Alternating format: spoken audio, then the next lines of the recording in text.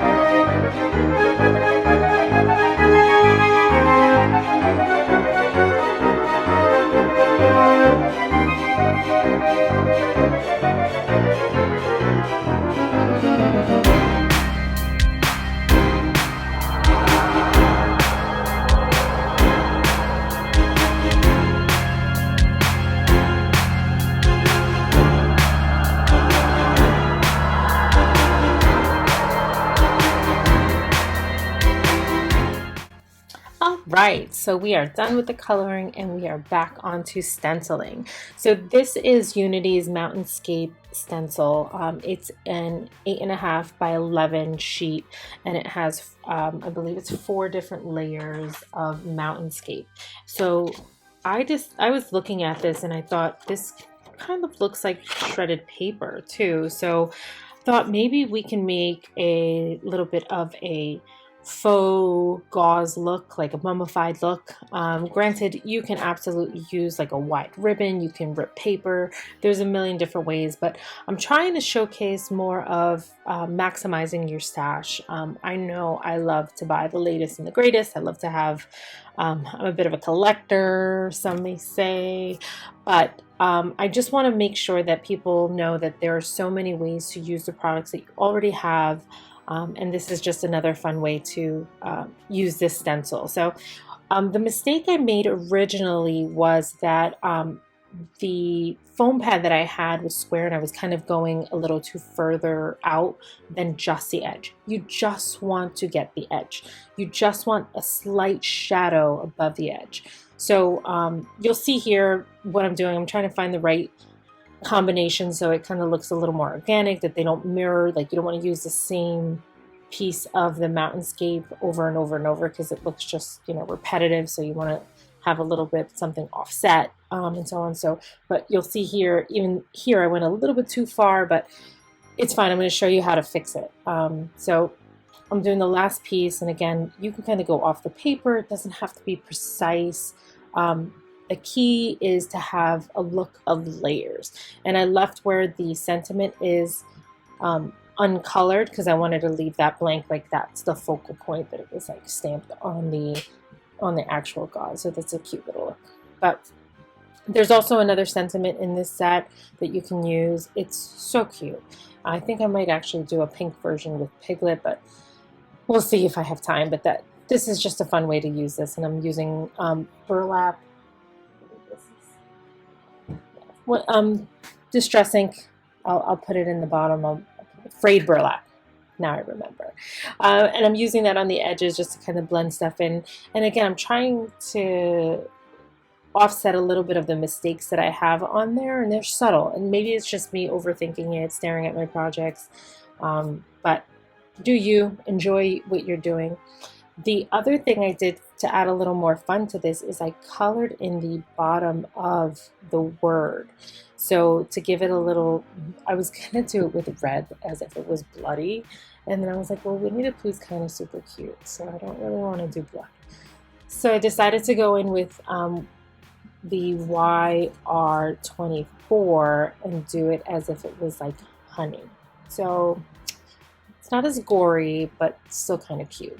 So I did this, and then I added also a little bit of the W2, I think it was, to add a little bit of a shadow on there. So now, because I wanted to kind of offset whatever mistakes I might have made, I like to do what I call, when in doubt, splatter it out. So I just took that same frayed burlap, distress ink, added a little water on the side, and just splattered it out. Sometimes I like to put just, plain water, but because this is just a solid cardstock and a little bit of ink, I just splattered the ink.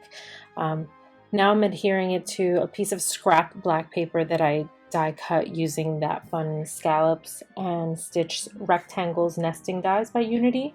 And I'm going to add a little foam tape to just make Winnie the Pooh pop on this card, give him a little extra. I have a giant, like pizza size roll of that 3M foam tape that I got from Amazon. I love this stuff. I know there's a lot of other great products, so whatever you have in your stash, use that, make use of it, make the best of it. You can always buy other stuff later, but I want to show you how to use some of the supplies that you might already have and how to maximize some of these things. So we're adding Winnie the Pooh here, and then we're going to add them onto the card base, and your card is done. And I like this little Winnie the Pooh holiday theme that they have going on. I can't wait to see more for Christmas and whatever other surprises that Unity has in store for us. Thank you so much for watching. I hope that this was inspiring to pull out some of the other stuff that you have in your craft room and find different ways to use it. If you have any questions, please make sure to comment below. I do respond to all of the people that post on my videos, and make sure that at the end of this you subscribe and follow along for all the fun new stuff. So thanks again. Happy crafting!